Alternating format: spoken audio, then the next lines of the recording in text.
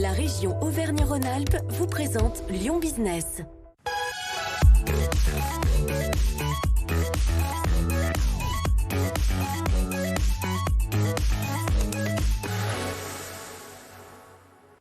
On est de retour sur BFM Lyon avec votre magazine comme tous les mardis consacré aux entreprises Lyon Business. Sur ce plateau, Audrey Henrion, responsable d'édition au Journal des Entreprises. Bonsoir Audrey. Bonsoir Aurélie. Et puis cette semaine dans Lyon Business, on se penche sur la restauration et l'hôtellerie largement impactées par la crise sanitaire. Alors quel sera le profil des chefs de demain dans ces secteurs ? Pour en parler avec nous sur ce plateau, Dominique Giraudier. Bonsoir. Bonsoir. Vous êtes directeur général de l'Institut Paul Bocuse, le célèbre. J'ai cette chance. Alors justement, l'Institut Paul Bocuse, c'est un centre de formation bien connu par les Lyonnais, un centre pour les futurs grands chefs. 1500 élèves répartis sur 10 campus, le plus grand étant à Écully. Ils vont avoir le choix bientôt entre 4 filières, hôtellerie, restauration, cuisine et pâtisserie qui ouvrira au mois de septembre. Et on peut rejoindre cette formation dès l'obtention du bac et vous délivrer des diplômes allant du bac plus 3 au bac plus 5 en partenariat avec l'EM Lyon ou même plus avec des doctorats.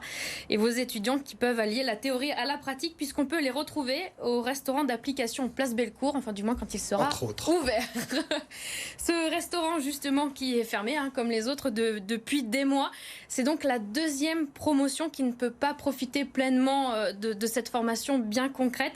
On peut dire que ce sont des profils de chefs un peu atypiques que vous allez lancer sur le marché ? Atypiques, mais nous avons la chance de les faire évoluer dans nos restaurants d'application, malgré tout, puisque dans cette période Covid, le mot d'ordre, c'est l'adaptation. Donc nous avons réussi, avec le rectorat, à obtenir des dérogations qui font que nos restaurants sont ouverts, mais malheureusement pas pour le public, mais sont ouverts pour nos étudiants qui jouent à la fois le rôle de professionnels, mais aussi de clients. Donc depuis maintenant 4 mois, dans nos 7 restaurants, puisque nous avons 7 restaurants, et c'est une des particularités de l'école, et dans nos résidences et hôtels, nos étudiants continuent à pratiquer et à étudier. Vous êtes aussi en train de sélectionner les étudiants qui vont intégrer l'Institut à la rentrée de septembre. Cette crise sanitaire, on peut dire ou pas que ça a changé votre méthode de sélection ? Il faut être encore plus passionné qu'avant pour vouloir se lancer ?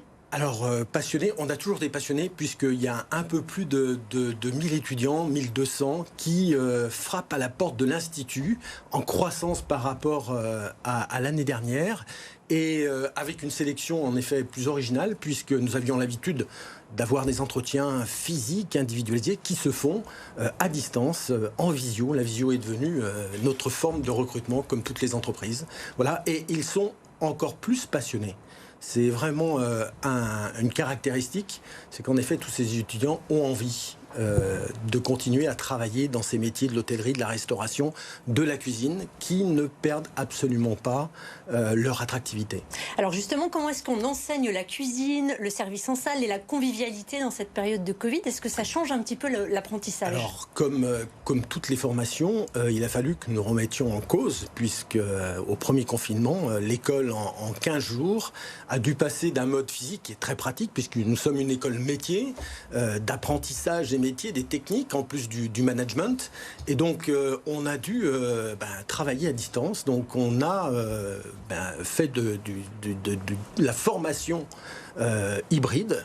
Donc, en apprenant à utiliser le gel hydroalcoolique, en changeant les couverts. Alors, on a bien sûr mis en place des protocoles sanitaires lorsque nos étudiants avaient la chance d'être sur le campus. Mais surtout, on a tourné, par exemple, des recettes. On a fait tourner nos chefs qui sont devenus des artistes là, derrière la caméra.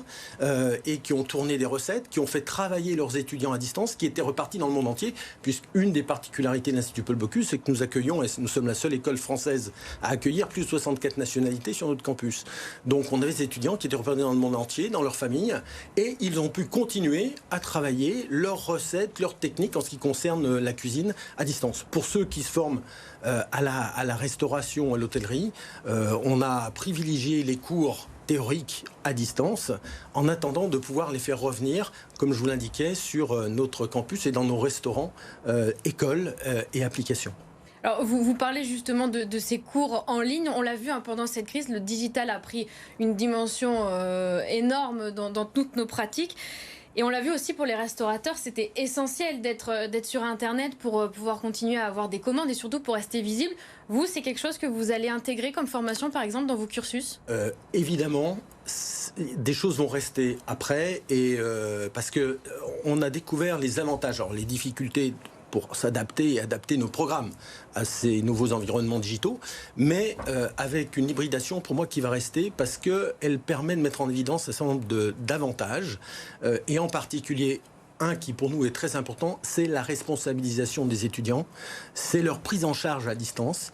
On a inversé le processus d'éducation et de formation qui était très descendant. C'était les enseignants qui avaient le savoir. Là, on les a bousculés et on a vraiment remis en cause ce dispositif. Nos diplômés, plutôt nos étudiants, aujourd'hui travaillent chez eux et se servent du contact avec l'enseignant vraiment pour un échange, et ils sont véritablement acteurs. Donc cette responsabilisation, elle va bien sûr durer, elle va persister, c'est quelque chose d'important. Le travail à distance aussi, on a fait des travaux de groupe à distance. Et là encore, c'est le monde de demain. Donc on les prépare au monde de demain et c'est une opportunité.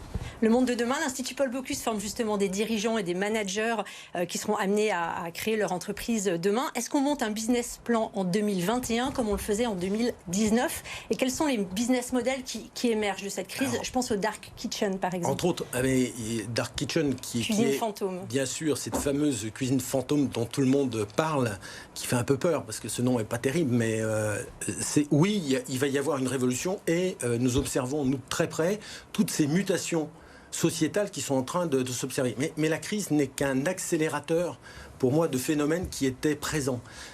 Vous parlez des Dark Kitchen. En un mot, les Dark Kitchen. C'est pour moi un modèle qui est destiné à faire de la livraison à domicile, donc qui n'est qu'un moment de restauration ou un moment de consommation. On se passe de service en salle et on cuisine et on livre directement. Et on livre directement. Donc ça fait partie aujourd'hui de notre vie. Donc la vente à emporter, la livraison à domicile vont persister. Mais je pense que le vrai restaurant, le vrai contact hôtelier va persister. Et on voit bien qu'il nous manque à tous. Et que ce lien social, on n'attend qu'une chose, c'est de pouvoir retourner dans les hôtels, dans les restaurants, de voyager. Je pense que c'est ça aussi qui est important. Donc ça va être quelque chose d'accessoire. On a vu d'autres phénomènes se développer au cours de cette période. Alors avant mars 2020, 100% de vos diplômés trouvaient un emploi dans les 3 mois après leur diplôme. Qu'est-ce que vous leur dites demain ? Dans quel état vont-ils trouver le marché de l'hôtellerie-restauration ? Alors le marché de l'hôtellerie de la restauration est sinistré. Il est sinistré, mais malgré tout, on est en train de voir des choses évoluer. La chance que nous avons, c'est que nos formations préparent et forment des citoyens du monde. C'est-à-dire qu'eux, ils trouvent des métiers partout. Chaque fois, c'est plus qu'un diplôme. Ils ont un passeport qui leur permet de s'établir partout dans le monde. Donc on a beaucoup d'étudiants, et en particulier les dernières promotions, ont trouvé des jobs. Alors, ils ont mis plus longtemps. Il a fallu passer plus d'entretiens que d'habitude, parce qu'ils sont souvent courtisés et on vient même les chercher à l'école. Mais aujourd'hui, ils vont dans les régions qui sont ouvertes. Donc, on a des diplômés qui aujourd'hui sont partis en Asie, parce que les restaurants, les hôtels sont ouverts et sont en train d'exploser. Beaucoup ont trouvé des jobs aux États-Unis. Donc, vraiment des occasions aujourd'hui qui leur permettent d'effectuer leur talent au niveau du monde entier. Alors, vous nous l'avez dit à l'instant, depuis quelques temps, vous voyez que les profils, ils changent aussi dans vos promotions. Et avec la crise sanitaire, il y a notamment ce retour au local et qui a été beaucoup remis au goût du jour. Ce sont aussi ça, les nouveaux débouchés de demain, le bio, l'anti-gaspi, le local ? Indiscutablement. Là aussi, c'est une accélération. On a la chance d'avoir avec nous un millier de générations Z, voilà, de ces nouveaux profils qui font peur aux employeurs de ces secteurs, qui portent en eux un certain nombre de particularités. Et en effet, ils portent en eux le développement durable. Ils se respectent, ils respectent la planète. Et c'est pas du greenwashing, c'est une réalité. Ils veulent donner du sens à leur vie, ils veulent trouver un équilibre entre leur vie personnelle et leur vie professionnelle, avec la même passion, avec le même engagement. Et donc ça, en effet, on a vu une accélération avec le phénomène du Covid. Le locavore est un incontournable aujourd'hui d'un menu de restaurant. Mais plus que ça, c'est en effet, qu'est-ce que l'on va faire aussi contre le gaspillage ? qu'est-ce que l'on va faire pour faire vivre une expérience qui soit plus authentique. Donc les effets waouh, les paillettes finalement sont en train de tomber pour quelque chose de plus vrai qui pour moi émerge véritablement à la fois sous l'impulsion de cette nouvelle génération, mais aussi accentuée par les phénomènes que nous sommes en train de vivre. Alors le CIRA doit se tenir à Lyon entre le 23 et le 27 septembre prochain. C'est David Tissou qui représente la France, qui est le chef de votre restaurant à l'Institut Paul Bocuse, Les Saisons. Est-ce que c'est pas le thème retenu cette année pour ce concours, c'est le plat à emporter? Est-ce que c'est pas dénaturer quand même la richesse et la gastronomie française d'avoir choisi ce thème? Est-ce que vous le regrettez? Moi, alors, je ne regrette rien. Et pour le coup, c'est un exercice. Alors, c'est un exercice emblématique. Ce concours a une résonance mondiale et internationale. Et je pense, moi, que ça me paraît important que ce concours intègre le monde dans lequel on évolue, intègre, je dirais, cette crise sanitaire, intègre ces nouvelles tendances de consommation, et la gastronomie doit aussi réinterpréter son talent, et l'excellence, elle peut aussi se traduire dans un plat à emporter. Je pense que ça à mon avis, ça ne diminue en rien l'intérêt de ce concours. Au contraire, je pense que ça pose un certain nombre de problématiques techniques aux chefs qui sont toujours dans cette recherche justement de l'excellence et de cette expérience. Et c'est ce qui est très important. Vous avez dirigé le groupe Flo, une brasserie, enfin un groupe très important. Oui, avant de maître d'école, j'ai été restaurateur. Voilà, c'était un groupe de restauration française, c'est les brasseries Flo, c'est Hippopotamus. Est-ce que vous pensez que l'idée d'ouvrir les restaurants dans quelques jours à jauge, à demi-jauge, à 50% ou seulement dans les terrasses, c'est une façon de les aider, ou est-ce qu'au contraire, ça n'arrangera rien pour ces restaurateurs? Ça va dépendre un petit peu des restaurants, de la dimension de ces restaurants. Je pense que pour les grosses structures, c'est un avantage parce qu'ils ont beaucoup d'espace, ils ont des grandes terrasses et ils vont pouvoir économiquement trouver le point d'équilibre entre le coût de la masse salariale et de leur rentabilité. Pour les petits, par contre, je pense que là, il y a une inégalité, il y a une inéquité, et tous ne pourront pas survivre avec des demi-jauges, c'est évident. Donc là, il y a des gros enjeux, mais je pense que les pouvoirs publics ont conscience de ça, et que les syndicats professionnels vont veiller à respecter cet équilibre pour continuer à avoir des restaurateurs parce que c'est important.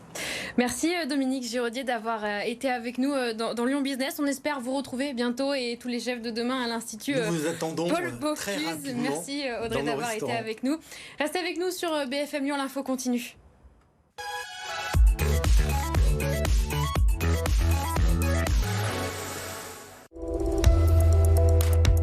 La région Auvergne-Rhône-Alpes vous a présenté Lyon Business.